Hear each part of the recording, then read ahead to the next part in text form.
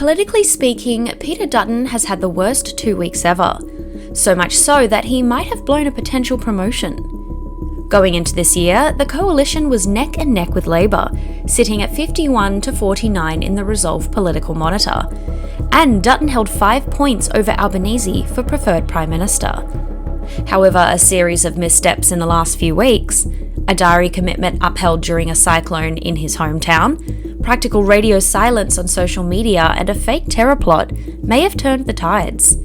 So where the heck is Peter Dutton, and does he still have a chance of being Prime Minister? Addressing criticism following his attendance at a fundraising event in Sydney last week, Dutton told Sky News, "The Prime Minister and I are doing them around the country at the moment," defending the appearance as a diary commitment. Having brought Albo into the discussion, it certainly isn't a good look for his opponent to be very publicly present in his hometown during a crisis.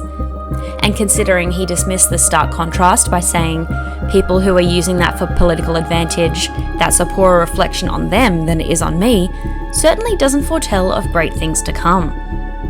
Dutton later contradicted himself, saying Albanese would be showing a tin ear if he called the federal election during this crisis. So it appears Dutton has maintained a criticism-first approach to his political campaign, posting only a handful of images and links in preparation for the cyclone. And he certainly has not been seen assisting the way one would assume a leader hoping to gain the nation's sympathies would be, especially considering Dutton's hometown of Brisbane was one of the areas hit hardest by Alfred. Now, Dutton has been noticeably and uncharacteristically quiet on another issue that has damaged his reputation in recent weeks, lending credibility to the idea that he is aware of the general public's attitude.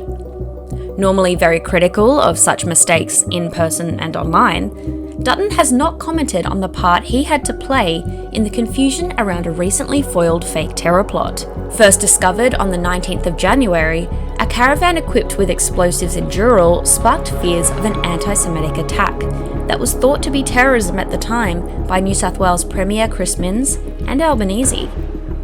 While members of the coalition were briefed, Peter Dutton was not one of them, but this did not stop him publicly labelling the incident believed to be the biggest planned terrorist attack in Australia's history.